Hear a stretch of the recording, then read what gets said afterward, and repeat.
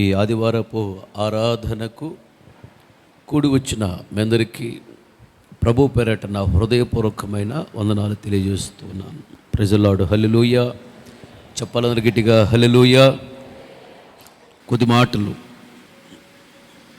ధ్యానించుకొని ఇక్కడి నుండి ఆశీర్వాదకరముగా వెళదాం.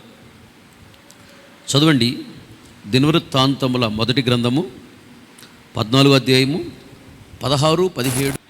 దేవుడు తనకు సెలవిచ్చిన ప్రకారము దావీదు చేయగా ఇశ్రాయేలీయులు ఫిలిష్తీయుల సైన్యమును గాజేరు వరకు తరిమి హతము చేసిరి. కాబట్టి దావీదు యొక్క కీర్తి ఇశ్రాయేలీయుల ప్రదేశమందంతటను ప్రసిద్ధి ఆయను. చాలు. ఈ వాక్య భాగంలో మనకి గిబియోను అని కనిపిస్తున్నది. పోయిన వారం కూడా గిబియోను గురించి కొన్ని విషయాలు చెప్పాను నేను. ఈరోజు కూడా గిబియోను గురించి కొన్ని విషయాలు నేను మీతో పంచుకుంటాను.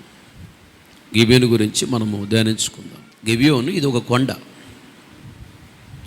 ఆత్మీయ అర్థము గిబియోను అంటే మందిరమునకు సాదృశ్యంగా ఉన్నది, లేదా ఉన్నతమైన ఆత్మీయ జీవితమునకు సాదృశ్యంగా ఉన్నది గిబియోను అంటే. ఈ గిబియోను యెరూషలేమునకు ఉత్తర దిశగా ఎల్ జిబ్ అనే గ్రామానికి వాయవ్య దిశగా ఉంటుంది గిబియోను. ఇది కొండ.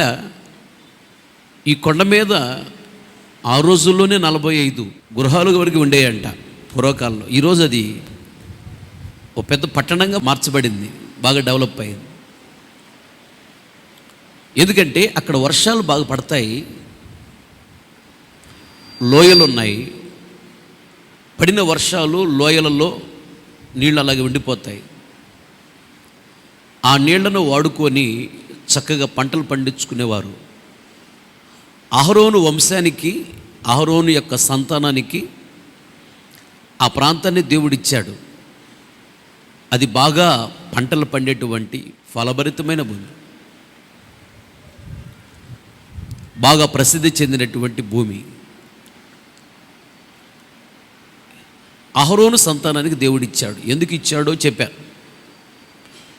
మోషే నాయకుడిగా ఉండి ఇశ్రాయేలును నడిపిస్తూ ఉన్నప్పుడు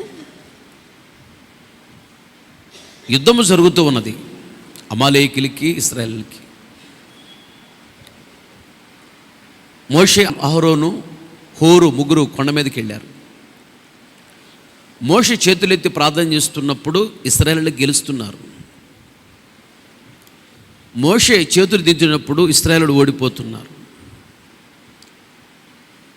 మోషే అలాగే చేతులెత్తి ఉండలేకపోతున్నాడు, చేతులు నొప్పులు వస్తాయి కదా. అప్పుడు ఒకవైపు అహరోను, మరొక వైపు హోరు, వీళ్ళిద్దరూ మోషే చేతులు ఇలా ఎత్తి పట్టుకున్నారు. అప్పుడు ఇశ్రాయేలు గెలిచారు. అంటే మోషే తప్పనిసరిగా చేతులెత్తాలి. మోషే చేతులెత్తితేనే దీవెన. మోషే అనగా సంఘం నడిపించే సేవకుడని నాకు సాదృశ్యంగా ఉన్నది. అహరోను, హూరు అంటే నాతో ఉన్న సేవకులు లేదా విశ్వాసులైన మీరు అని అర్థం. నేను తప్పనిసరిగా ప్రార్థన చేయాలి. మోషే తప్పనిసరిగా ప్రార్థన చేయాలి. మోషే ప్రార్థన చేస్తేనే ఇశ్రాయేలుకి దీవెన, జయం. మరి మోషే ప్రార్థన చేయాలంటే మోషే ఆరోగ్యంగా ఉండాలి, ఆయన ప్రార్థన చేయగలగాలి.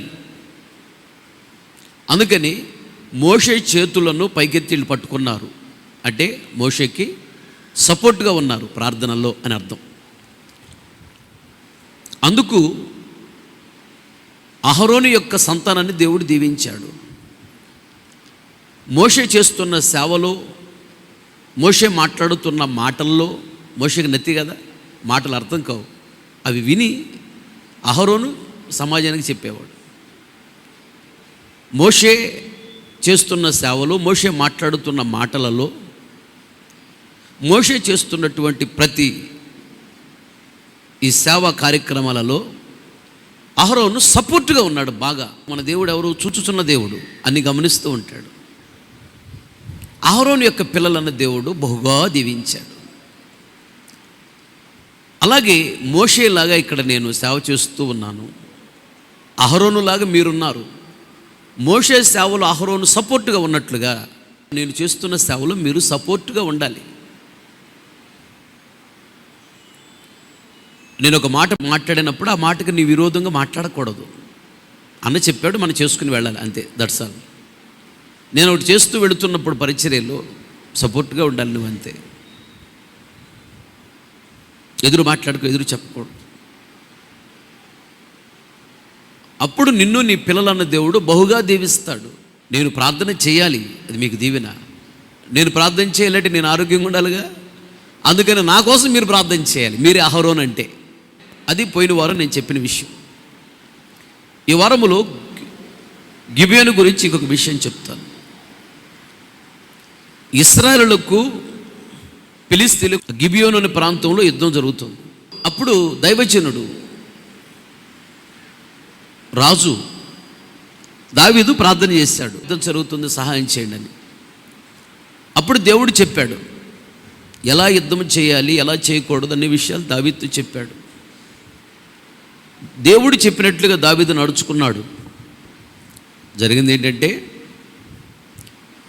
ఫిలిష్తీయుల మీద ఇశ్రాయేలులకు ఈ గిబియోను అనే ప్రాంతంలో దేవుడు జయాన్ని ఇచ్చాడు. ఆమేన్, హల్లెలూయా. ఆ ప్రాంతం అంతా కూడా దావీదు యొక్క కీర్తి ప్రసిద్ధి చెందిందంట. అలాగే గిబియోను అనగా మందిరమునకు సాదృశ్యం అని చెప్పాను. ఈ మందిరములో సాతానుకి మనకి యుద్ధం. మన శత్రువులు ఎవరు? సాతాను శక్తులు. ఇశ్రాయేలు అంటే ఆత్మ సంబంధ ఇశ్రాయేలు మనమే, శరీర సంబంధ ఇశ్రాయేలు వాళ్ళు. వాటితోనే మనకి యుద్ధం. ఈ మందిరంలో ఉండి మనం జయించాలి అంటే గిబియోను అనే జయధ్వని సంఘంలో ఉండి మన శత్రువులైన సాతాను శక్తులను జయించాలి. మన శత్రువులైన సమస్యలను మనం జయించాలి.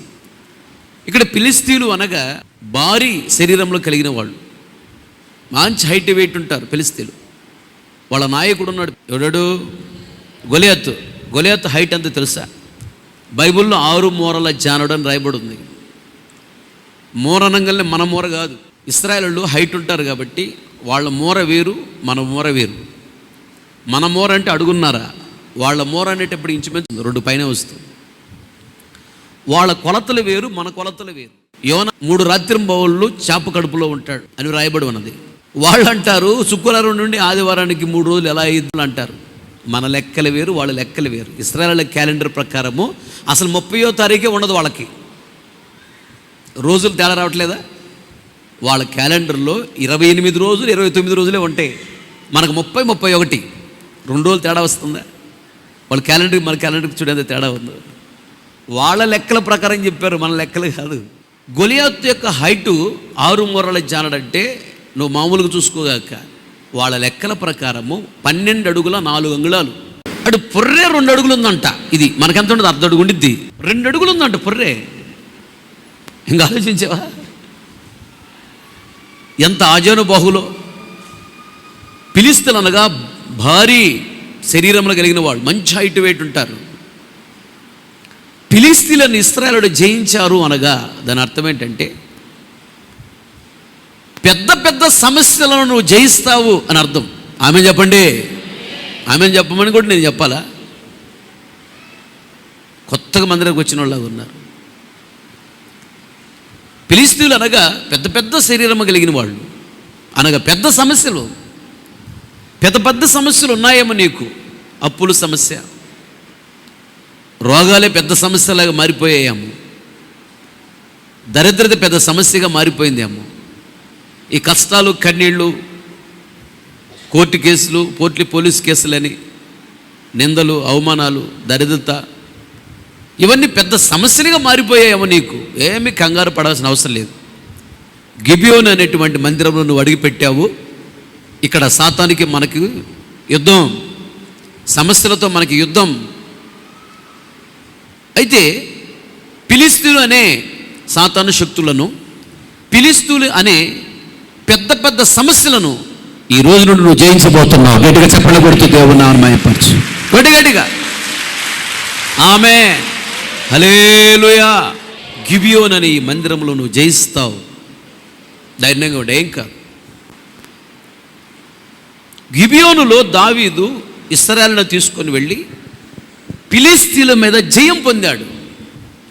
గిబియోను అనే మందిరములో ఫిలిష్తీయులు అనే సాతాను శక్తులను, ఫిలిష్తీయులు అనబడినటువంటి పెద్ద పెద్ద సమస్యలను నువ్వు జయిస్తావు. ఆమె ఏమీ కాదంతే, అవి నిన్నేం చేయలేవు. ఎందుకు తెలుసా? యేసయ్యని మించిన సమస్య భూలోకములో మరొకటి లేదు. యేసయ్యని మించిన శక్తి గలవాడు భూలోకంలో మరొకడు లేడు. ఏదైనా చేయగల సమర్థుడు యేసయ్య. అంత గొప్ప దేవుడు మనతో ఉండగా, అంత గొప్ప దేవుడు మనకు తండ్రిగా ఉండగా మనకేంటి భయం? ఇంకా అది ఏ సమస్య అయినా పారిపోవాల్సిందంతే. యేసునామం. ఏమి కంగారు పడద్దు, ఏమీ భయపడద్దు.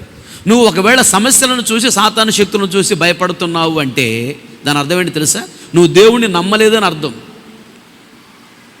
దేవుడు నాకు తోడై ఉన్నాడు, నా తండ్రి నాకు తోడై ఉన్నాడు, నాకు మేలే జరుగుతుంది, నాకు కీడు జరగదు అని నమ్మాలంతే. ఆయన మహాప్రేమ గలవాడు, మహాజాలి గల దేవుడు. పొరపాటున ఆయన నిన్ను విడువడు, ఎడబాయడు. గుర్తుపెట్టుకో. నువ్వంటే చాలా ఇష్టం దేవునికి, నువ్వంటే చాలా ప్రేమ. ఎంత ప్రేమ అంటే, మనం నశించి నరకానికి వెళ్ళటం ఇష్టం లేక మన కొరకు ఆయన తన రక్తాన్ని చిందించి ప్రాణాలు పెట్టాడు. ఎంత త్యాగం చేశాడు. కనుక ఆయన విడిచిపెట్టడు. ధైర్యంగా ఉండు, ఏ కంగారు పడగాక. నమ్మాలి అంతే. ప్రార్థన ఆపకూడదు, ప్రార్థన చేయాలి. ఇక్కడ యుద్ధం అనగా ప్రార్థన. యుద్ధ రంగంలో ఉన్నాం, యుద్ధ భూమిలో ఉన్నాం మనం. యుద్ధం ఆపకూడదు. జయించాలంటే మౌనంగా కూర్చుంటే జయం రాదు. యుద్ధం చేస్తేనే జయం. వాళ్ళు యుద్ధం చేస్తేనే జయం వచ్చింది. యుద్ధం చేయటం అంటే ప్రార్థన చేయటం. ప్రార్థన చేస్తేనే జయము. ఆ ఒక్కటే చేయరు మీరు దేవుడి దేవల్ల. త్వరగా బట్టలు ఉతుక్కో, త్వరగా వంట చేసుకో, త్వరగా ఇంట్లో పనులు చేసుకో. ఏం చేయాలి? ఇంకా సెల్ ఫోన్ పుట్టుకుని కూర్చొని ఈ చెత్తంతా చూస్తూ ఉంటావా? అది పడై గంటల ముక్కాళ్ళ బెదులు ప్రార్థనే చేయి. ప్రార్థనకి మరణము లేదు. ఈరోజు నువ్వు చేసే ప్రార్థన ఒకరోజు తప్పనిసరిగా నెరవేర్చబడిద్ది. ఆమె చెప్పండి. ఆమె అది దైవ చిత్తానుసారంగా ఉండాలి. మళ్ళీ దేవునికి ఇష్టం లేనిది నువ్వు చేసి నెరవేర్చబడలేదని బాధపడకూడదు. ప్రభువా నీకు ఇష్టమైతే అలా అడగాలి. గిబియోను అనే ఈ మందిరములో ఫిలిష్తీయులు అనేటువంటి శత్రువులను, సాతాను శక్తులను, ఫిలిష్తీయులు అనబడిన పెద్ద పెద్ద సమస్యలను, అది ఏ సమస్య అయినా ఈ రోజు నుంచి నువ్వు జయించబోతున్నావు. ఆమె హల్లెలూయా. దేవుడు జయాన్ని ఇస్తాడు, అంతే. ధైర్యంగా ఉండు. తర్వాత ఇంకొక మాట చూడు. రాజుల మొదటి గ్రంథము 3వ అధ్యాయం 4వ వచనం. గిబియోను ముఖ్యమైన ఉన్నత స్థలమై ఉండెను. కనుక బలులు అర్పించుటకై రాజు అక్కడికి పోయి ఆ బలిపీఠం మీద 1000 దహన బలులను అర్పించెను. గిబియోనులో యెహోవా రాత్రి వేళ స్వప్నమందు సొలొమోనుకు ప్రత్యక్షమై, నేను నీకు దేనిని ఇచ్చుట నీకిష్టమో దానిని అడుగుమని దేవుడు అతనితో సెలవీయగా సొలొమోను ఈలాగు మనవి చేసెను, నీ దాసుడును నా తండ్రియునైన దావీదు నీ దృష్టికి అనుకూలముగా సత్యమును నీతిని అనుసరించి యథార్థమైన మనసు గలవాడై ప్రవర్తించును కనుక నీవు అతని ఎడల పరిపూర్ణ కటాక్ష మగుపరచి ఈ దినమున ఉన్నట్లుగా అతని సింహాసనము మీద అతని కుమారుణ్ణి కూర్చుండబెట్టి అతని యందు మహాకృపను చూపి ఉన్నావు. చాలు. తలల పైకెత్తి నా వైపు చూస్తూ జాగ్రత్తగా నా మాటలు గమనించు. గిబియోనులో కొండ ఉన్నదని చెప్పే కదా, ఉన్నతమైన స్థితి. కొండ మీదకి వెళ్ళి సొలొమోను 6 దినాలలో బలిపీఠము కట్టించి 1000 దహన బలులు అర్పించాడంట. బలిపీఠము కట్టి బలి అర్పిస్తే దేవుడు దిగి వచ్చాడు. సొలొమోనుతో మాట్లాడుతున్నాడు. సొలొమోను, నీకేం కావాలో చెప్పు, నేను చేస్తాను. అని అడిగాడు దేవుడు. అలాగే గిబియోను అంటే మందిరమునకు సాదృశ్యం ఉన్నది. గిబియోను అనే ఈ మందిరములో అడుగుపెట్టావు, బలి అర్పించు, నీకేమీ కావాలి అని దేవుడు నిన్ను అడుగుతాడు. నువ్వు అడిగింది దేవుడు చేస్తాడు, దేవుడు నిన్ను ఆశీర్వదిస్తాడు. అయితే బలి అర్పించాలి. బలి అర్పించటం అంటే బలి అనగా చంపుట అని అర్థం. జంతువులను చంపేవాళ్ళు దానిని బలి. చంపి మంచి మాంసం తీసి బలిపీఠంలో కట్టెల మీద పెట్టి కాల్చేవారు. ఆ సువాసన వస్తుంటుంది కదా, కొవ్వు మాంసం కరిగినప్పుడు ఆ వాసన ఆగ్రాణించి దేవుడు వీరిని ఆశీర్వదించేవాడు, పాపాలు క్షమించేవాడు. అది పాత నిబంధన. వాళ్ళు పాపము చేసినప్పుడు వారు పాపాలు క్షమించబడాలి అంటే, దేవునితో సమాధాన పడాలి అంటే వారు జంతువులను చంపేవారు, వాటిని బలిచ్చేవాళ్ళు దేవునికి. ఈరోజు మన పాపాలను దేవుడికి క్షమించాలి అంటే జంతువులను బలివ్వకూడదు, మనమే బలివ్వాలి. అనగా మనలో ఉన్న పాపాన్ని మనం చంపాలి. వారు జంతువులను చంపారు పాపం నుంచి విడుదల పొందటానికి. ఈరోజు పాపం నుంచి విడుదల పొందాలంటే మనము పాపాన్ని చంపాలి.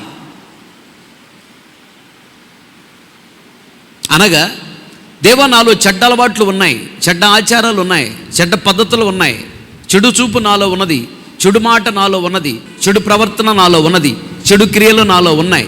ఇదిగో ప్రభా, ఈ చెడ్డ అలవాటు నాలో ఉంది.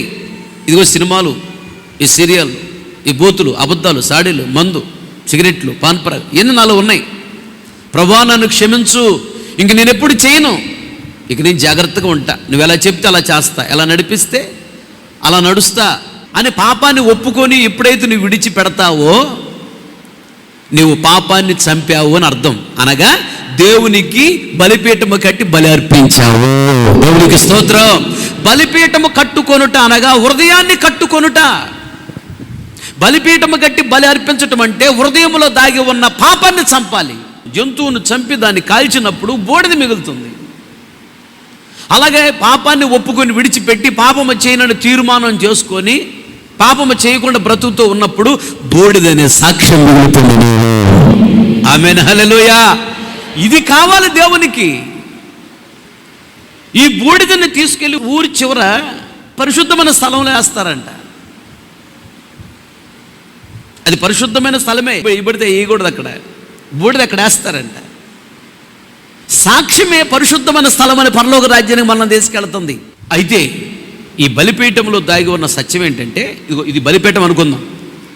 బలిపీఠము సత్సౌకముగా ఉండవలెను. అంటే బలిపీఠము పొడుగు 5 మూరలు, బలిపీఠము వెడల్పు 5 మూరలు, ఎత్తు 3 మూరలు. ఈ బలిపీఠము లోపల కింద ఒక అర్ధడుగు ఎత్తులో జల్లెడు ఉంటుంది. లోపల కట్టెలు పేర్చి కట్టెల మీద మాంసం పెట్టి బలిపీఠంలో కలుస్తారు. కాలి కాలి కాలి బూడిద కిందకి కారుతుంది. ఆ బూడిదని తీసి ఊరి చివరి తీసుకెళ్ళి పడేస్తారు. బలిపీఠములో బలి అర్పించినప్పుడు ఏం జరుగుతుంది అంటే దేవునితో సమాధానం కలుగుతుంది. బలిపీఠంలో దాగి ఉన్న సత్యము కూడా అదే. బలిపీఠము యొక్క పొడుగు ఎంత? 5 మూరలు. బలిపీఠం యొక్క వెడల్పు ఎంత? మగవాడు చెప్పండి. 5 మూరలు. ఈ 5 దేనికి సాదృశ్యంగా ఉన్నదంటే పంచేంద్రియములు కలిగినటువంటి మనుషుకు సాదృశ్యంగా ఉన్నది. పంచేంద్రియములు అనగా 5 మనకు జ్ఞానేంద్రియములు ఉన్నాయి. 1 కళ్ళు సూచే జ్ఞానమును కలిగి ఉన్నాయి, చెవులు వినే జ్ఞానమును కలిగి ఉన్నాయి, ముక్కు వాసన చూసే జ్ఞానమును కలిగి ఉన్నది, నాలుక రుచి చూసే జ్ఞానమును కలిగి ఉన్నది, శరీరము స్పర్శ జ్ఞానమును కలిగి ఉన్నది. అట్ట టచ్ చేయగలనే ఎవరు పుట్టుకున్నా అర్థమైపోదు మనకి. ఈ 5 జ్ఞానములు మనకు ఉన్నాయి కనుక దీనిని జ్ఞానేంద్రియములు లేదా 5 కాబట్టి పంచేంద్రియములు అంటారు. ఈ 5 దేనికి సాదృశ్యంగా ఉన్నదంటే పంచేంద్రియములు లేదా జ్ఞానేంద్రియములు కలిగినటువంటి మనిషికి సాదృశ్యంగా ఉన్నది 5.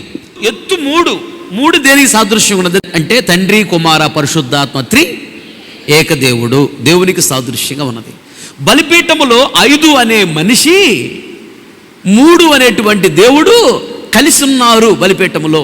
దాని అర్థం ఏంటంటే బలిపీఠములో బలి అర్పించినప్పుడు మనిషి దేవుడు కలుసుకుంటారు, సహవాసము కలిగి ఉంటారు అని అర్థం. దేవునికి స్తోత్రం, హల్లెలూయా. బలిపీఠము ద్వారా జరిగే మేలది.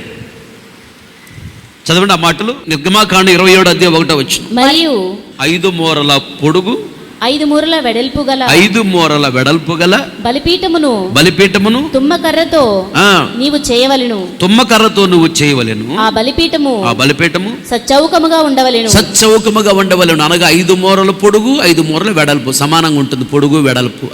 దాని ఎత్తు 3 మూరలు. దాని ఎత్తు 3 మూరలు. చాలు.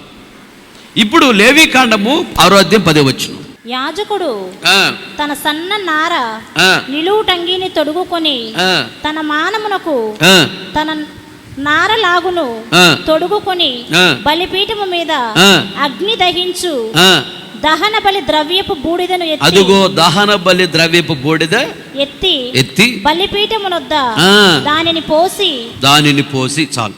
గిబియోనులో కొండ మీద బలిపీఠము కట్టి 1000 దహన బలులు అర్పించాడంట. దేవుడు వెంటనే దిగి వచ్చాడు, సమాధాన పడ్డాడు. సొలొమోను నీకేం కావాలి చెప్పు, నీకు నచ్చింది నేను చేస్తా అన్నాడు దేవుడు. గిబియోను అనే మందిరానికి వచ్చావు, బలిపీఠం కట్టుకో అనగా హృదయాన్ని కట్టుకో, చచ్చిపోవటం కాదు, హృదయాన్ని కట్టుకో అంటే ప్రభు నువ్వు ఎలా చెబితే అలా చేస్తా, ఎలా నడిపిస్తే అలా నడుస్తా, నీకంటే ఎక్కువగా నేను దేనిని ఎవరిని ప్రేమించను ప్రభువా, నా ప్రాణమని నీ కోసం పెడతా ప్రభువా. అలా జీవితాన్ని కట్టుకో, హృదయాన్ని కట్టుకో. అదే బలిపీఠం కట్టడం అంటే. బలిపీఠం కట్టు, బలి అర్పించు అనగా హృదయంలో దాగి ఉన్న పాపాన్ని చంపు, ఒప్పుకొని విడిచిపెట్టు, పాపము చేయనని తీర్మానం చేసుకో. అది పరిశుద్ధమైన స్థలమైన పరలోక రాజ్యానికి బూడిదనే సాక్ష్యమే తీసుకెళ్తుంది. సాక్ష్యం రావాలి. సాక్ష్యం అంటే ఒక్కదానిలోనే కాదు, అన్ని విధాలుగా సాక్ష్యం రావాలి. ముందు తాగడు కానీ, ముందు మానుకున్నాడు కానీ బూతులు మాట్లాడతాడు, ఇది సాక్ష్యమా? బూతులు మాట్లాడాడు కానీ ఆయన పొరపాటున మందు తాగుతాడు, సాక్ష్యమా? లేదు. అన్నిట్లో రావాలి సాక్ష్యం. అబద్ధాలు చెప్పడు కానీ సినిమాలు చూస్తాడు, సినిమాలు చూడగానే ఆయన సీరియల్లో చూడగానే అబద్ధాలు మాత్రం బాగా మాట్లాడతాడు, అన్నిట్లో బాగానే ఉంటాడు కానీ సాడీలు చెప్తాడు. ఇదేంటిది?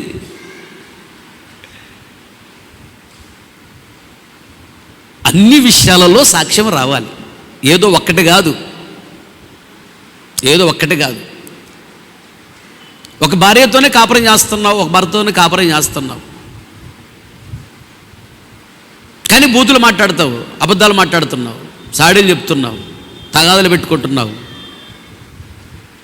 సాక్ష్యం లేదు. ఒక్కటే కాదు, ప్రభు అన్ని చూస్తాడు. ఒక భర్తతోనే కాపురం చేస్తున్నావు, ఒక భార్యతోనే కాపురం చేస్తున్నావు, మంచిదే. ఆ మిగిలిన విషయాలు ఏంటి? దీంట్లో ఉంది సాక్ష్యం, దాంట్లో సాక్ష్యం ఏది? అన్ని విధాలుగా ఉండాలి సాక్ష్యం అంటే. బూతులు మాట్లాడకూడదు, అబద్ధాలు మాట్లాడకూడదు, సినిమాలు చూడకూడదు, సీరియల్ చూడకూడదు, తగాదులు పెట్టుకోకూడదు, ఎవరి మీద సాడీలు చెప్పకూడదు, ఎవరిని కన్నీళ్ళు పెట్టించకూడదు, ఎవరిని దుఃఖపరచకూడదు, ఎవరి మీద కక్ష ద్వేష గుడ్డెలు పడకూడదు. ఇవన్నీ చూస్తాడు దేవుడు.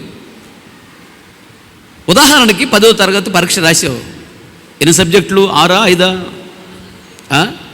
6 సబ్జెక్టులు కదా. 5 సబ్జెక్టులు 100కి 100 మార్కులు వచ్చినాయి. అసలు 6వ సబ్జెక్టు నువ్వు అసలు అటెంప్ట్ చేయలే, ఎగ్జామే రాయలేదు, పాస్ అయినట్ట. వాటిలో 100కు 100 మార్కులు వచ్చినాయి కదా, అసలు ఎగ్జామే రాయలేదు, నువ్వు పాస్ అయినట్ట కాదు. 5 సబ్జెక్టులు 100కి 100 మార్కులు వచ్చినా ఒక సబ్జెక్టు నువ్వు అసలు రాయలా. సరే రాసినా 2 మార్కులు పోయింది ఆ సబ్జెక్టు, ఫెయిల్ అయ్యావు. ఫెయిల్ అయితే ఇక అన్నిట్లు పాస్ అయినట్టు కాదు, పై క్లాస్కి ప్రమోట్ చేయరు. అలాగే సాక్ష్యం అనగా ఏదో ఒక దాంట్లో కాదు, అన్ని కోణాలలో చూస్తాడు దేవుడు. అన్ని కోణాలలో సాక్ష్యము కలిగి ఉండాలి. బూడిదనే సాక్ష్యము కలిగి ఉన్నప్పుడు పరిశుద్ధమైన స్థలమని పరలోక రాజ్యాన్ని తీసుకెళ్తాడు. ఆమె సాక్ష్యమే నిన్ను మోక్షాన్ని తీసుకెళ్తుంది. బలి అర్పించాలి, ఏదో వచ్చిపోవటం కాదు. గిబియోనులో కొండ మీదకి వెళ్ళాడు, మౌనంగా కూర్చున్నాడా? కాదు, బలులు అర్పించాడంట, 1000 బలులు అర్పించాడంట. అలాగే గిబియోను అనే మందిరానికి వస్తున్నావు, బలిపీఠం కట్టుకో, మంచి తీర్మానం చేసుకో, పాపాన్ని చంపు. ఇన్ని సంవత్సరాల నుంచి మందిరానికి వస్తున్నావు కదా, ఏ పాపాలను చంపావో చూడు ఒకసారి. సిగరెట్ అనే పాపాన్ని చంపావా? చుట్టనే పాపాన్ని చంపావా? బూతులనే పాపాన్ని చంపావా? చూసుకో ఒకసారి. ఇంకా ఏదన్నా మిగిలిందేమో చంపవలసింది, దాన్ని నువ్వు చంపకపోతే అది నిన్ను చంపిద్ది రేపు అగ్నిగుండంలో. జాగ్రత్త. కన్నీరు కార్చవలసింది దానికోసం, చికెన్ ముక్క కోసమో బట్టల కోసమో, వాళ్ళు మాట్లాడి వీళ్ళు మాట్లాడేది నీటి కోసం కాదు. నువ్వు కన్నీరు కార్చవలసింది, ప్రభువా నాలో ఈ పాపం ఉందయ్యా, ఈ పాపాన్ని నేను విడిచిపెట్టలేకపోతున్నా, ఈ పాపాన్ని నేను చంపలేకపోతున్నా, ఈ పాపాన్ని చంపే కృప నాకు ఇవ్వని ఏడు. కన్నీళ్ళు కార్చు. అప్పుడు దేవుడు కృపనిస్తాడు, ఆ పాపాన్ని చంపే కృప. పాపాన్ని నువ్వు చంపకపోతే పాపము నిన్ను చంపుతుంది. పాము ఇంట్లోకి వచ్చింది, పావును చంపకపోతే పాము నిన్ను చంపుతుంది. పావును చంపితేనే నువ్వు బ్రతుకుంటావు, పాపాన్ని చంపితేనే నువ్వు బ్రతుకుంటావు కోట్ల సంవత్సరాల పరలోక రాజ్యంలో. పాపాన్ని చంపకపోతే పాపం నిన్ను అగ్నిగుండంలో చంపేస్తుంది. గిబియోను మందిరానికి వచ్చిన నీవు బలిపెట్టం కట్టు, తీర్మానం చేసుకో. వచ్చిపోతే ఉపయోగం లేదు. ఇంకొక మాట చదువు, దినవృత్తాంతంలో మొదటి గ్రంథం 16వ అధ్యాయము 39వ వచనం. గిబియోనులో ఉన్నత స్థలములో ఉన్న యెహోవా గుడారము మీదను అచ్చట బలిపీఠం మీదను యెహోవా ఇశ్రాయేలీయులకు ఆజ్ఞాపించిన ధర్మశాస్త్రమందు వ్రాయబడి ఉన్న ప్రకారము ఉదయాస్తమయములందు అనుదినము నిత్యమైన దహన బలిని ఆయనకు అర్పించుటకై అచట అతడు యాజకుడైన సాదోకును అతని సహోదరులైన యాజకులను నియమించెను. చాలు. తలల పైకెత్తిన వైపు చూస్తూ నా మాటలు గమనించండి. మూడోదిగా, గిబియోనులో కొండ ఉన్నది. కొండ మీద ప్రత్యక్ష గుడారము ఏర్పాటు చేయబడిందంట. అక్కడ ప్రత్యక్ష గుడారం ఏర్పాటు చేయమని చెప్పాడు. ప్రత్యక్ష గుడారం అక్కడ ఏర్పాటు చేశారు. ప్రత్యక్ష గుడారం అనగా దేవుడు ప్రత్యక్షమయ్యే గుడారము. దేవుడు ప్రత్యక్షం అవుతాడు అనగా దేవుడు దిగి వస్తాడు, దేవుడు కనపడతాడు, దేవుడు మాట్లాడతాడు. గిబియోను అనగా మన హృదయాలు. గిబియోనులో ప్రత్యక్ష గుడారం ఉన్నది. గిబియోను అనే మన హృదయములో ప్రత్యక్ష గుడారం ఉండాలి. ప్రత్యక్ష గుడారములో ఏమున్నది? ప్రత్యక్ష గుడారములో ఏమున్నాయో అవి మన హృదయములో ఉండాలి. ప్రత్యక్ష గుడారములో బయట ఆ రూములు కట్టింది ఆవరణం. మీరు కూర్చుంది పరిశుద్ధ స్థలం, నేను నిలబడింది అతి పరిశుద్ధ స్థలం. ప్రత్యక్ష గుడారం ఇలా ఉండింది. మందిరం ఎప్పుడు కట్టినా ఇలా కట్టాలి. అయితే బయట ఆవరణములో లోపల అడుగు పెట్టగానే బలిపీఠం ఉంటుంది. బలిపీఠం గురించి ఇప్పుడు నేను చెప్పాను, బలి అర్పించాలని. బలిపీఠం దాటి కొంచెం ముందుకెళ్తే ఏముంటుంది? ఇత్తడి గంగాళం ఉంటుంది. గంగాళములో చేతులు కడుక్కుంటారు.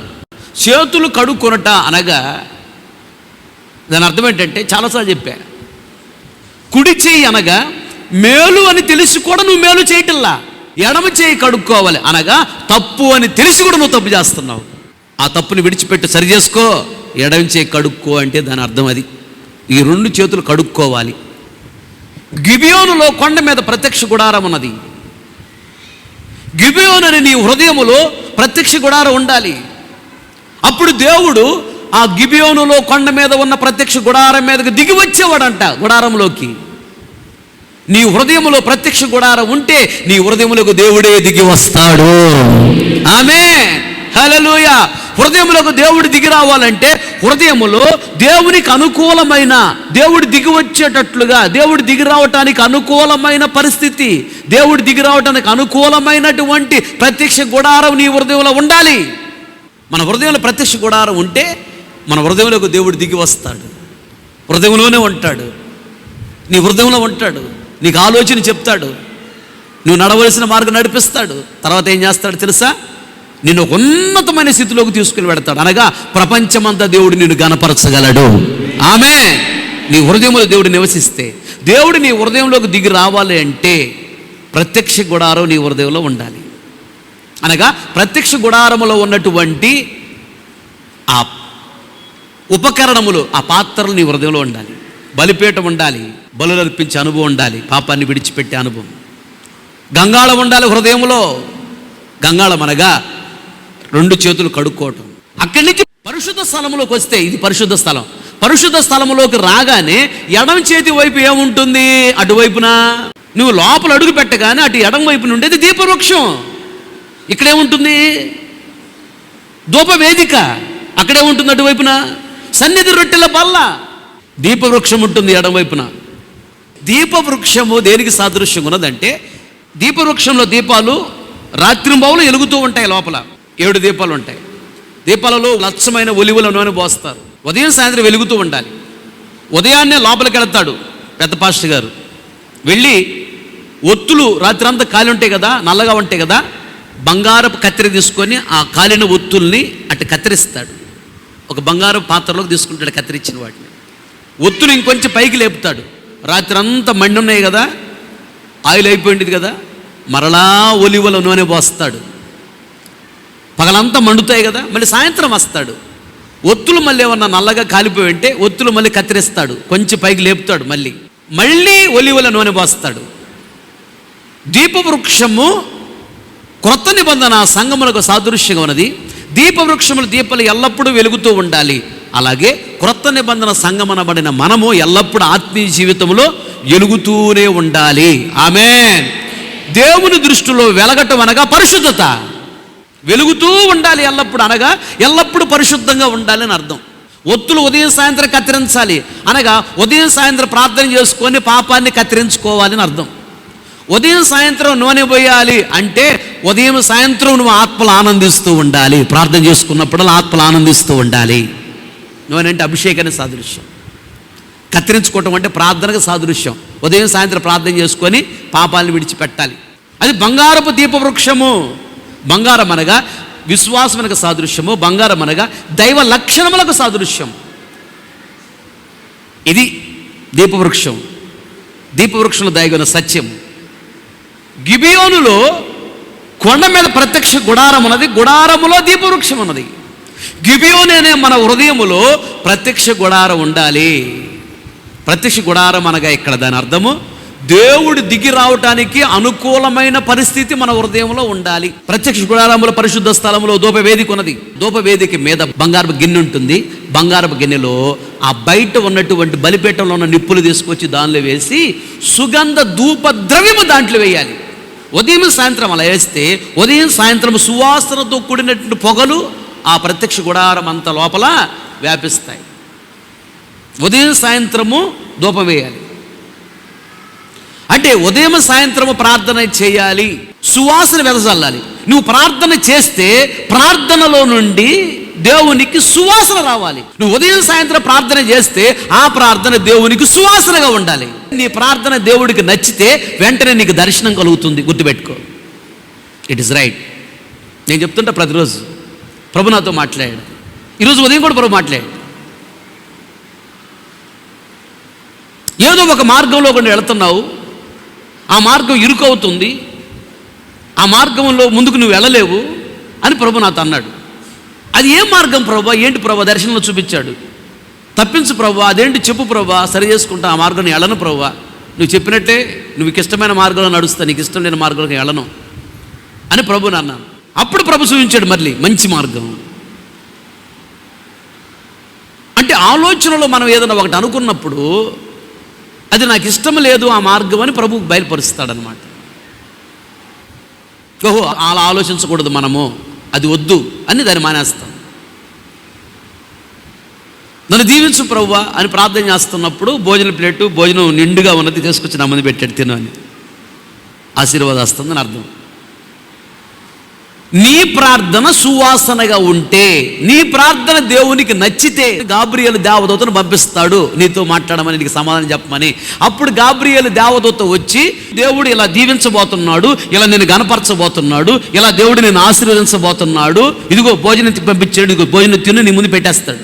తినే పెట్టాడంటే నువ్వు ప్రార్థన చేస్తున్నప్పుడు దర్శనంలో తినే నీ ముందుకు వచ్చేట అర్థం ఏంటంటే వెంటనే దేవుడు నీ ప్రార్థన విన్నాడు, నీ ప్రార్థనకి జవాబు వచ్చింది, నీ ప్రార్థన దేవునికి సువాసనగా ఉన్నది, నీ ప్రార్థన దేవునికి నచ్చిందని అర్థం. నువ్వు ప్రార్థన చేసినప్పుడు నీకు దేవుడు ఏమి చెప్పలేదు అక్కడంటే దర్శనములో, దాని అర్థం ఏంటో తెలుసా? నీ ప్రార్థన దేవుడికి నచ్చలా అంటే ప్రార్థనలో ఏదో దేవునికి నచ్చని కార్యం ఉన్నది. ఎందుకు నచ్చలేదు ప్రార్థన అంటే, ప్రార్థన చేసేటప్పుడు ఏదో ఒక పాపాన్ని విడిచిపెట్టటంలా, అందుకు దేవుడికి నచ్చట్లేదు, అందుకు దేవుడు రావట్లేదు. వాయిదాలు వేస్తుంటారు. ఇప్పుడు కాదులే ప్రభువా, ఇంకెప్పుడన్నా విడిచిపెడతలే ప్రభువా, పిల్ల పెళ్ళైన తర్వాత ఆ పాప విడిచిపెడతలే ప్రభువా, పిల్లోడి పెళ్ళైన తర్వాత విడిచిపెడతలయ్యా, లేదా ఉద్యోగం వచ్చినాక ఆ పాప విడిచిపెడతలయ్యా, ఇల్లు కట్టున్నాక విడిచిపెడతలయ్యా, అప్పుడు దాకా నేను విడిచిపెట్టలేనయ్యా ఈ పాపం. ఇది దేవునికి నచ్చదు ఈ ప్రార్థన. అందుకు ప్రార్థనకి జవాబు ఇవ్వడు, మాట్లాడడు. అలాగని చేసిన ప్రార్థన వృధా అయిపోయిందా? వృధా కాదు. ఆ ప్రార్థన దేవుడు అట్లా ప్రక్కన పెడతాడు. ఉదాహరణకి 100 రూపాయలు ఇస్తే ఒక వస్తువు నీకు ఇస్తారు. 90 రూపాయలు తీసుకెళ్ళావు, 10 రూపాయలు తగ్గినాయి. 100 రూపాయలు ఇస్తే ఆ వస్తువు నీకు ఇస్తారు. 90 రూపాయలు తీసుకెళ్ళావు. 90 రూపాయలు వృధా అయినట్ట కాదు. 90 రూపాయలు నీ దగ్గరే ఉన్నాయి, వృధా ఏం కాలా. ఇంకొక 10 రూపాయలు తీసుకెళ్తే ఆ వస్తువు నీకు వచ్చింది. నువ్వు చేసిన ప్రార్థన వృధా కాలా. కానీ దానిలో ఇంకొక లోపం ఉంది. ఆ లోపము కూడా సరి చేసుకుంటే వెంటనే దేవుడు నీ ప్రార్థనకి జవాబిస్తాడు, నిన్ను ఆశీర్వదిస్తాడు, నీ స్థితిగతులు మారుస్తాడు, నిన్ను కనపరుస్తాడు. ఆమేన్, హల్లెలూయా. గిబియోను నీ హృదయమే దేవునికి ప్రత్యక్ష గుడారం. నీ హృదయంలోకి దేవుడు దిగి రావాలి. ఇందాక సువాసన అంటే బలిపీఠంలో సువాసన వచ్చింది, మంచి సాక్ష్యం. ధూపవేదికలోను కూడా సువాసన వచ్చింది. ఇక్కడ సాక్ష్యం అని అర్థం కాదు. ఈ ప్రార్థన చేస్తే వచ్చేది ఏంటంటే అది దేవునికి ఇష్టమైనటువంటి ప్రార్థన అని అర్థం. దేవునికి ఇష్టమైన ప్రార్థన ఏంటంటే పాపాన్ని విడిచిపెట్టాలి, పాపం చేయనని తీర్మానం చేసుకోవాలి. దేవునికి ఇష్టమైన ప్రార్థన ఏంటంటే నువ్వు ఎలా చెబితే అలా చేస్తా, నీకంటే ఎక్కువగా నేను దేనిని ఎవరిని ప్రేమించను. ఇది దేవునికి ఇష్టమైన ప్రార్థన. నేను ఇలాగే చేసుకుంటా. నీకంటే ఎక్కువగా నాకు భర్త ఎక్కువ కాదు ప్రభువా, నీకంటే నాకు భార్య ఎక్కువ కాదు, నీకంటే నాకు పిల్లలు ఎక్కువ కాదు, నీకంటే నాకు ఎక్కువ తల్లిదండ్రులు కాదు, నీకంటే ఎక్కువ ఎవరు కాదు. నీ తర్వాతే భర్త, నీ తర్వాతనే భార్య, నీ తర్వాతనే పిల్లలు, నీ తర్వాతనే తల్లిదండ్రులు, నీ తర్వాతనే ఉద్యోగం, నీ తర్వాతనే వ్యాపారం, నీ తర్వాత ఏదైనా, ముందు నీవే నాకు. ఇలా ఎప్పుడైతే నువ్వు ప్రార్థన చేస్తావో ఇది దేవునికి ఇష్టమైన ప్రార్థన. నువ్వు విడిచిపెట్టమంటే విడిచిపెడతా, నువ్వు ఏది అడిగితే అది ఇస్తా, అంతే. ఇది దేవునికి ఇష్టమైన ప్రార్థన. ఇలా చేస్తే నీ ప్రార్థనలో సువాసన ఉన్నది అని అర్థం. దేవుడు దిగి వస్తాడు నీతో మాట్లాడటానికి. ఆమేన్, హల్లెలూయా. ఇది దేవునికి ఇష్టమైన ప్రార్థన. ప్రార్థనలో సువాసన ఉండాలి. ధూప ద్రవ్యంలో ధూపం వేస్తే వెంటనే సువాసనతో కూడిన పొగలు వస్తాయంట. ఆ సువాసనతో కూడిన పొగలను ఆగ్రహించి దేవుడు ఆశీర్వదిస్తాడంట సంతోషంగా. ధూప ద్రవ్యం మీద ధూపం వేస్తే సువాసన రావాలి. నువ్వు ప్రార్థన చేస్తే సువాసనని ఇష్టము కలగాలి దేవునికి. దేవుడు వెంటనే దిగి వస్తాడు, దర్శనమిచ్చి మాట్లాడతాడు. ఇదిగో ఇది చేస్తున్నా చూడు, ఇది చేయబోతున్నా చూడాలి. అటువైపు ఏముంటుంది? సన్నిధి రొట్టెల బల్ల. ఆ బల్ల మీద ఎన్ని రొట్టెలు ఉంటాయి? 12 రొట్టెలు ఉంటాయి. 12 రొట్టెలు దేని సాదృశ్యము? 12 గోత్రములకు సాదృశ్యం. ఇశ్రాయేలు 12 గోత్రముల వారు. 12 రొట్టెలను ఆ బల్ల మీద పెడతారు, 2 వరుసలుగా, 6 ఒకదాని మీద 6 ఒకదాని మీద. వారం రోజుల 12 రొట్టెలు అక్కడే ఉంటాయి, ప్రత్యక్ష గుడారములో పరిశుద్ధ స్థలంలో ఉంటాయి. వారం తర్వాత వాటిని తీసి దైవజనులు వాటిని తింటారు. 12 రొట్టెలు వారం రోజులు దేవుని సన్నిధిలో ఉండటానికి దాని సాదృశ్యం ఏంటంటే ఈ 12 గోత్రాల వారు ఎల్లప్పుడూ దేవునితో సహవాసము కలిగి ఉండాలి, ఎల్లప్పుడూ వీరు దేవునితో ఐక్యత కలిగి ఉండాలి, ఎల్లప్పుడూ దేవుని సన్నిధిలో వీళ్ళు ఉండాలి అని అర్థము. ఆమేన్, హల్లెలూయా. విశ్వాసులు సేవకులైన మనము ఎల్లప్పుడూ దేవుని మహిమలో ఉండాలి, ఎల్లప్పుడూ దేవుని కృపలో ఉండాలి, ఎల్లప్పుడూ దేవుని సన్నిధిలో ఉండాలి, ఎల్లప్పుడూ దేవుని సహవాసంలో ఉండాలని అర్థం. అది నిత్య సహవాసం దేవునితో. ఆ 12 రొట్టెలు ఇశ్రాయేలుకి సాదృశ్యం, 12 గోత్రాలకి. అవి తీసుకొని సేవకులు తినాలి. సేవకుల ఆహారం ఏంటి? 12 రొట్టెలే సేవకుల ఆహారం. 12 గోత్రముల వారని ఇశ్రాయేలు మీరే. 12 రొట్టెలే సేవకులు తినాలి. సేవకులైన మాకు ఆహారము 12 రొట్టెలు అనబడని మీరే. అనగా మీరిచ్చినవే మేము తినాలి, మీరిచ్చినవే మేము కట్టుకోవాలి, మీరిచ్చినవే మేము త్రాగాలి. ఈ 12 రొట్టెలు అనబడినటువంటి ఇశ్రాయేలు అనేటువంటి మీరే మాకు ఆహారం. మీ ద్వారా మేము పోషించబడాలి, మీ ద్వారానే మేము దీవించబడాలి, మీ ద్వారానే మేము గర్వపరచబడాలి, మీ ద్వారానే మేము ఆశీర్వదించబడాలి. అప్పుడు మా ద్వారా మీకు ఆశీర్వాదాలు వస్తాయి. ఆమేన్ చెప్పండి. ఆమేన్. లోపల అతి పరిశుద్ధ స్థలంలో మందసం ఉంటుంది. ఈ మందసము దేనికి సాదృశ్యం ఉన్నదంటే మందసములో 3 వస్తువులు ఉంటాయి. ఒకటి చిగురించిన అహరోను కర్ర, రెండోది మన్నా గల బంగారు పాత్ర, మూడోది ఆజ్ఞల రాతి పలకలు 3 ఉంటాయి. అనగా దాని అర్థం ఏంటంటే చిగురించిన కర్ర అనగా నిరీక్షణ ఉండాలి నీ హృదయంలో. నిరీక్షణ అంటే అర్థం ఏంటంటే, ఈ రోజు కాకపోతే రేపు దీవించడా దేవుడు, రేపు కాకపోతే ఎల్లుండి దీవించడా దేవుడు, ఈ నెల కాకపోతే వచ్చే నెల దీవిస్తాడు, ఈ సంవత్సరం కాదు వచ్చే సంవత్సరం దీవిస్తాడు, ఏది ఏమైనా దేవుడు నన్ను దీవిస్తాడు. ఆమె ఇదే నిరీక్షణ. ఎల్లకాలం అప్పులు ఉండవు, ఎల్లకాలం రోగాలు ఉండవు, ఎల్లకాలం దరిద్రత ఉండదు, ఎల్లకాలం కరువు ఉండదు, ఒకరోజు దేవుడు నన్ను దీవిస్తాడంతే అని ఆగక ముందుకు సాగిపోవటమే నిరీక్షణ. కష్టం వచ్చినా, నష్టం వచ్చినా, శ్రమలు వచ్చినా, నిందలు వచ్చినా, అవమానం వచ్చినా, దరిద్రత ఎదురైనా, కరువు ఎదురైనా, ఏది వచ్చినా లొంగక, లోబడక, మందిరాన్ని విడిచిపెట్టక, దేవుడిని విడిచిపెట్టక, సేవకులు విడిచిపెట్టక, వాక్యాన్ని విడిచిపెట్టక, దేవుడు చేస్తాడు, దేవుడు విడిపిస్తాడు, దేవుడు తప్పిస్తాడు, దేవుడు దీవిస్తాడు అనే ఆశతో ముందుకు వెళ్ళాలి. దీనినే నిరీక్షణ అంటారు. అలాగే ఆజ్ఞల పలకలు ఉన్నాయి. ఆజ్ఞల పలకలు అనగా మన హృదయంలో దేవుని ఆజ్ఞలు ఉండాలి, దేవుని ఆజ్ఞకు లోబడి బ్రతకాలి. అలాగే లోపల మన్నా గల బంగారు పాత్ర అన్నది. మన్నా అంటే వాక్యమునకు సాదృశ్యము. నీ హృదయంలో వాక్యం ఉండాలి, వాక్యాన్ని చదవాలి, వాక్యాన్ని వినాలి, వాక్యాన్ని గుండెలో దాచుకోవాలి, వాక్యాన్ని సరంగా నడవాలి, వాక్యం మర్చిపోకూడదు. మందసములో అవి ఉన్నాయి. దేవుడు మందసం మీదకి దిగి వస్తున్నాడంట. ఆ మందసములో ఉన్నాయి నీ హృదయములు ఉంటే నీ హృదయములకు దేవుడు దిగి వస్తాడు. మోకరించండి, ప్రార్థన చేసుకో. సర్వశక్తి కనికరము గల దేవా, స్తోత్రం స్తోత్రం స్తోత్రం. ఎంతైనా నమ్మదగిన దేవుడు, ఈ మధ్యాహ్న కాల సమయంలో ఆత్మస్వరూపికి మా మధ్యకి దిగి వచ్చి మీ దాసుడుగా నన్ను మరుగుపరచి గిబియోన్ మా ముందు ఉంచి బహుతేటగా మాట్లాడినందుకు స్తోత్రాలు చెల్లిస్తున్నాను దేవా. స్తోత్రం స్తోత్రం స్తోత్రం. గిబియోను అనగా కొండ లేదా మందిరము ఆత్మీయ జీవితంలో ఉన్నతమైన స్థితి అని మీరు మాకు తెలియజేస్తూ వచ్చారు. గిబియోనులో దావీదు నీ మాటకు లోబడి మీ ఆలోచన ప్రకారం నడిచి ఫిలిష్తీయులను జయించాడని, తన కీర్తి ప్రతిష్టలు వ్యాపించాయని తెలియజేస్తూ వచ్చారు. గిబియోను అనే ఈ మందిరములో ఫిలిష్తీయులనే పెద్ద పెద్ద సమస్యలను, ఫిలిష్తీయులైన సాతాను శక్తులను మేము జయించాలని మీరు మాకు నేర్పించినందుకు స్తోత్రం, బోధించినందుకు స్తోత్రం. అయితే వారు యుద్ధము చేసి జయించారు. పెద్ద పెద్ద సమస్యలు, పెద్ద పెద్ద సాతాను శక్తులు యుద్ధం అనే ప్రార్థన చేసి మేము జయించాలనే, సమస్య వచ్చినప్పుడే ఎక్కువగా ప్రార్థన చేయాలని మీరు మాకు నేర్పించారు. అయ్యా స్తోత్రం. మౌనంగా ఉండకూడదు, రోషంగా నిలబడి ప్రార్థన చేయాలని నేర్పించారు. రెండోదిగా గిబియోనులో కొండ మీదకి సొలొమోను వెళ్ళి బలిపీఠం కట్టి 1000 దహన బలులను అర్పించాడని మీరు మాకు తెలియజేస్తూ వచ్చారు. దేవా, అప్పుడు మీరు దిగి వచ్చి సొలొమోను నీకేది ఇష్టమో అడుగు నేను ఇస్తానన్నారు.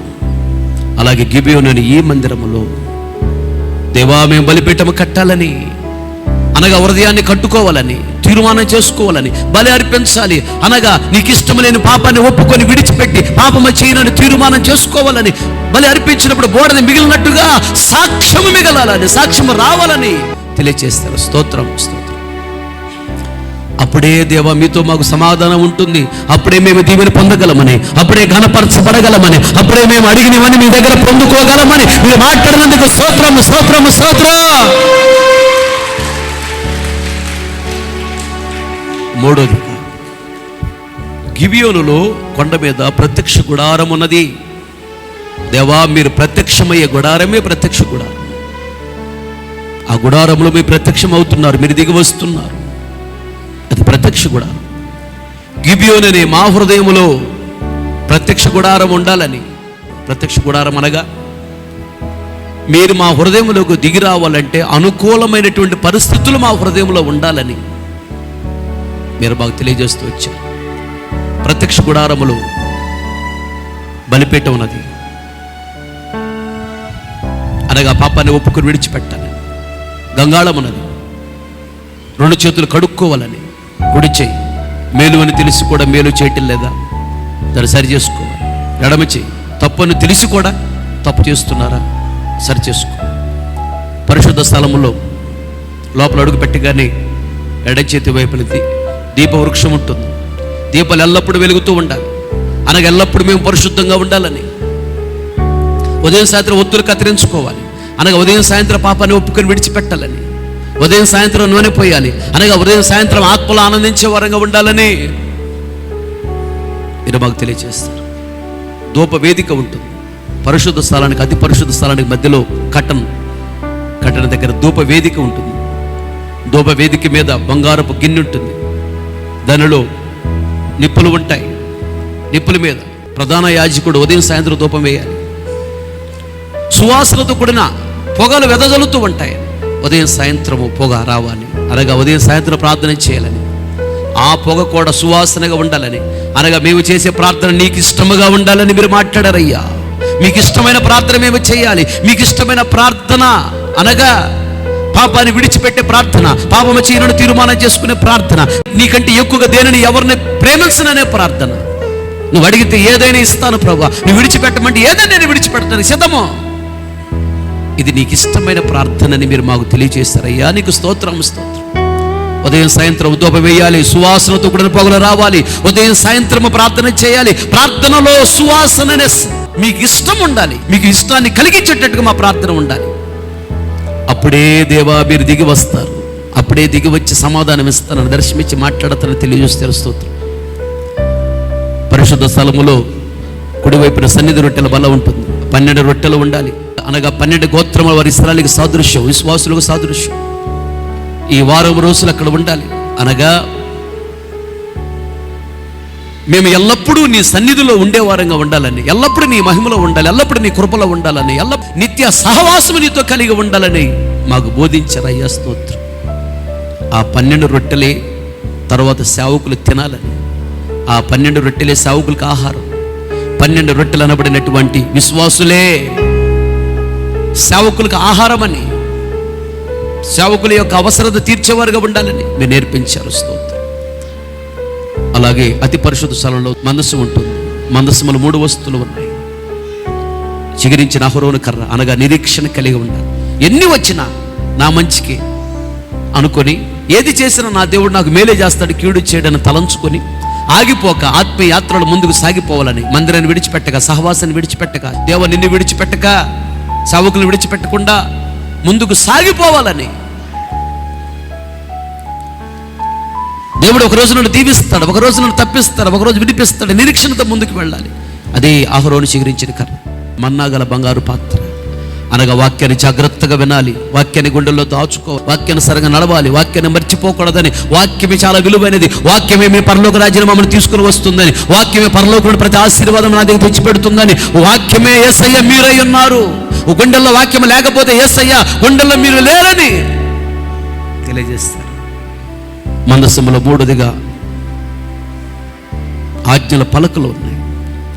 అలాగే ఆజ్ఞానుసారమైన జీవితం మా హృదయంలో ఉండాలని, ప్రత్యక్ష గుడాలు ఇవన్నీ ఉన్నాయి కాబట్టి ప్రత్యక్ష గుడారములకు మీరు దిగి వస్తున్నారు. ఇవన్నీ మా హృదయంలో, ప్రత్యక్ష గుడారములో ఉన్న వస్తువులన్నీ మా హృదయంలో ఉండాలి. అప్పుడే దేవా మా హృదయంలోకి మీరు దిగి వస్తారని, మా హృదయంలో నివసించడానికి మీరు ఇష్టపడతారని మీరు మాతో మాట్లాడినందుకు స్తోత్రమయ్యా.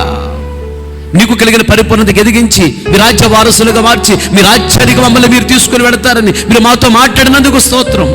ప్రతి అవసరత తీర్చబడుతుందని, మేము బహుగా దీవించబడతామని మీరు నేర్పించినందుకు స్తోత్రం. ఎత్తమైన వాక్యం రా కాకూడదు విన్న ప్రతి గుండెల వాక్యాన్ని స్థిరపరచు, వాక్యానుసారమైన జీవితం అనుగ్రహించండి, పశ్చాత్తాప కరిటాత్మను కుమ్మరించండి, మనోన్నతలో చక్కగా వెలిగించండి, భక్తి చేతి నింపండి. మీ బిడ్డలు బయలుదేరి వెళుతున్నారు, మీ సరైన సమకాన్ని తోడుగా ఉంచండి, సకాలంలో క్షేమంగా గమ్యం చేరటానికి కృప చూపించండి, దీవించి ఆశీర్వదించి మీరు వచ్చినప్పుడు ప్రభువా ధైర్యం నిలబడి మీ రాజ్యంలో ప్రవేశించాలి. ప్రభువా కృప చూపించండి. విన్న వాక్యం ఎప్పటికీ మర్చిపోకూడదు. ప్రభువా వాక్యానుసారమైన జీవితం అనుగ్రహించండి, ప్రతి ఆశీర్వాదములకు యోగ్యముగా మార్చండి, మీ రాజ్యాన్ని యోగ్యముగా మార్చండి, సకాలంలో క్షేమ గమ్యం చేర్చి నీ నామను మై తెచ్చుకోమని యేసు నామములో అడిగి పొంది ఉన్నాము తండ్రి, ఆమె. మన తండ్రి అయిన దేవుని ప్రేమ, కుమారుడైన యేసుక్రీస్తు వారి కృప, పరిశుద్ధాత్మని అన్యోన్య సహవాసము సన్నిధి సముఖం చేరిన మనకు ప్రపంచంలో సకల కోటి పరిశుద్ధులందరికీ, మరి ముఖ్యంగా వాక్యాన్ని మీరు తీర్మానం చేసుకుని ప్రతి ఒక్కరు దృష్టి ఉంచి ఆశీర్వదించి అంతవరకు దేవుడు నడిపించునుగాక. ఆమె. హల్లెలూయా, హల్లెలూయా. ఆదివారం ఆరాధన ముగించబడింది. ఓపికతో వాక్యం అందరికీ ప్రభు పేరిట నా హృదయపూర్వక వందనాలు తెలియజేస్తున్నాను.